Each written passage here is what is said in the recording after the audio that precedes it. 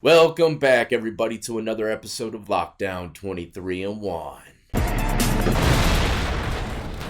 Today, we're going to be jumping into a Georgia courtroom to witness the sentencing of Mr. Quantavious Grier. He was one of the 28 people, I believe, that was charged in the whole YSL RICO case. Now, keep in mind, Mr. Grier is the brother of Young Thug. And Young Thug actually helped him get released from prison back in the day when he was serving a life sentence for a murder. He used his power and money to get a good attorney and freed his brother. Now, Mr. Grier, later on down the road after being released, is going to get caught up in this RICO case with his brother Young Thug. And during the whole RICO case, he took a plea bargain. He answered some questions which he says didn't snitch on his brother in no way, but many people think otherwise. You know, I think a lot of these guys feel as though they're snitching on the YSL label, not so much as a certain particular person as a leader. So these major hitters in the game are coming out on bonds and probation and claiming their innocence of being a snitch, right? So I'm not here to battle on who is and who isn't, because I believe it's going to be acceptable in the next 20 years. It's going to be a part of the game. The snitch game's going to be strong. I said that about 10 years ago, and look, it's wide open now. But when he took that plea bargain during the RICO case, he was put on probation. Shortly after, I believe, 6 months, I think the judge is going to say it in the video, he got caught with a firearm. And it specifically says that you cannot possess a firearm while on probation. So he violated the probation, and today he's going from the same judge that put him on probation to see how much of that time that he has over his head he's going to get back. As a matter of fact, on the fourth one, they sent me back to the state penitentiary. But every case is different, and that's the scary thing about probation violations. Some people get spared, and some people get all that smoke right back. So let's jump into the courtroom. If you enjoyed this type of content, don't forget to hit the like, subscribe, notification bell before you leave, and check out the playlist with many more videos for y'all to start watching today. Mr. Grier, I take no pleasure in us being here again, but do you recall when I sentenced you on the 20th of December that I went through certain things that you were expected to do at that point in time? You remember that? Do you remember? I'd like you to turn to page 13. Oh man, what's on 13? All right, about line 11, the question I asked you was, do you understand that if you're placed on probation of any kind, you cannot violate any criminal laws of any governmental unit or any special conditions of probation without being subject to a revocation for the balance of the sentence? Your response was yes. Is that correct? All right. And in the next question on line 16, do you understand that you're not allowed to possess or use a firearm while on probation? Yes, Your Honor. All right, you remember we had that saying? We had that conversation about that? Okay, all right.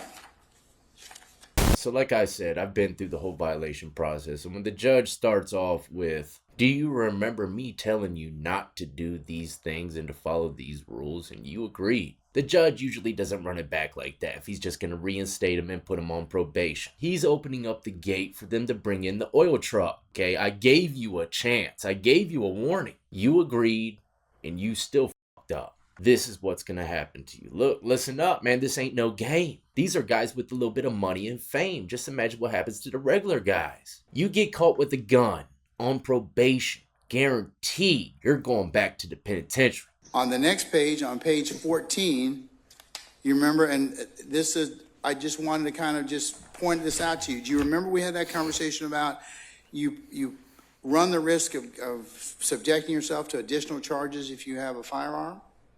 Remember on page 14 about line 11, I want you to read that to yourself. That's not what you're being associated today with, but you remember we had a conversation, we had a lot of conversation about firearms, and Ms. Love's right. About 6 things in this plea colloquy talk about firearms. Yes, so do you remember us talking about that? Yes, Your Honor. All right.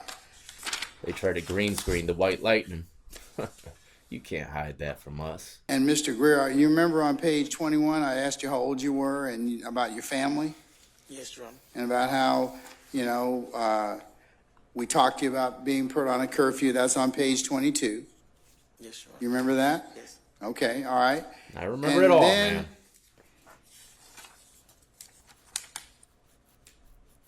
I know I fucked up, bro. I remember, all right? Turn to page 26 at the very top of the page. Not 26. I was dreading 26. You remember me talking to you about, this is me, the court. You shall possess no guns during the term of your sentence or any time after, unless your right to have it or possession of a firearm has been restored. All right? And your answer? Yes, Your Honor. Is that correct? Yes, Your Honor. See, I've had this same exact speech before, a couple times from the same judge. Because when you violate the probation, you go in front of the same judge again, and he resentences you, right? So, yeah, I've had judges tell me, look, I told you right here, it says in the transcript that I would give you all your time back if you violated, you know? But sometimes they still go against what they said and give you a little slap on the wrist. But the unknown is unreal. And people waiting in the tank to go into the courtroom for violations as well, they'll wait for the inmate to come back and say, man, what happened? Did you get all your time back? Did he reinstate you? What happened? And, you know, some people get smoked, say, I'm going back to prison. And, you know, the next person come in, he's like, I'm going home. He reinstated me. And they pretty much have the same type of thing going on. So it's a damn toss-up.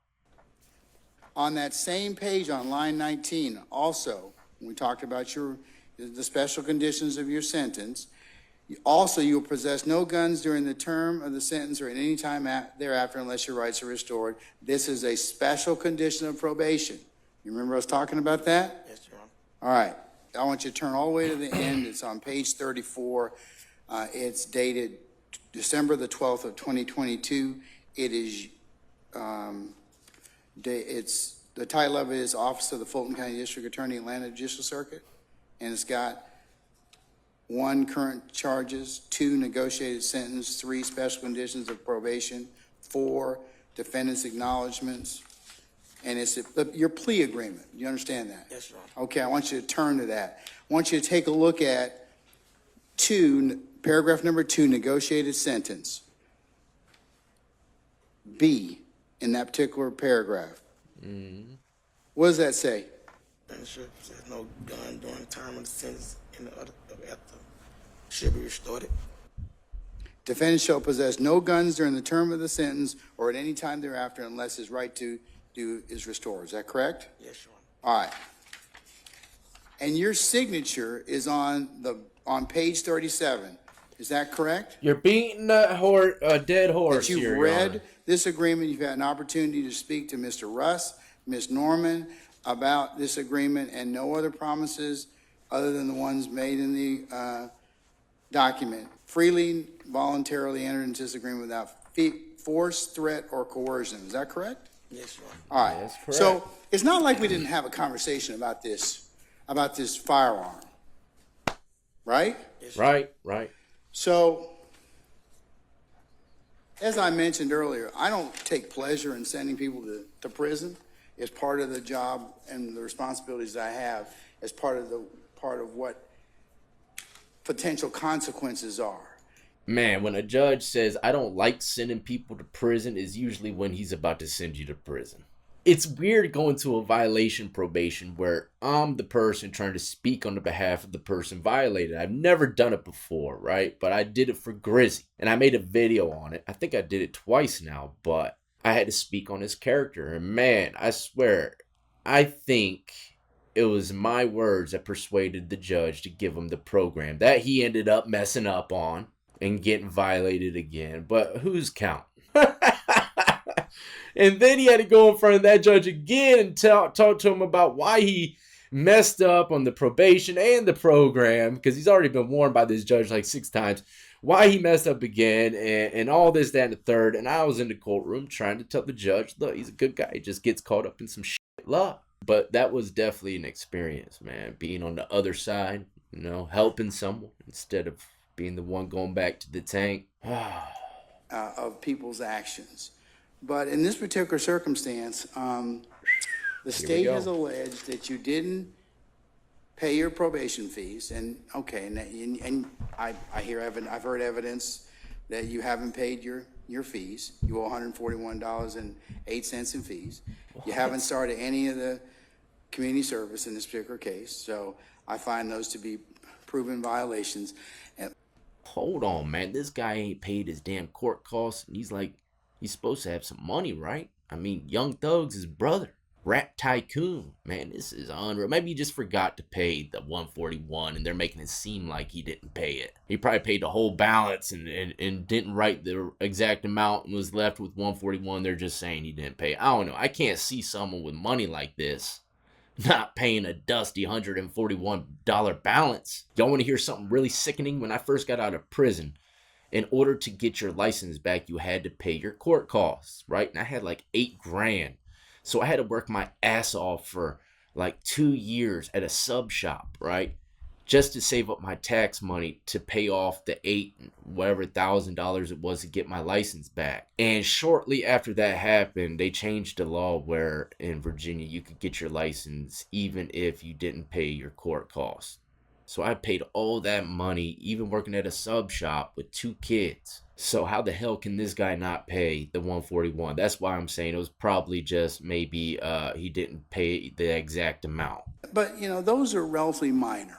I mean, we still want you to adhere to all the conditions, but the 3 violations and the grade of those violations, they're not as severe as getting a new case, okay? Nope. A new charge.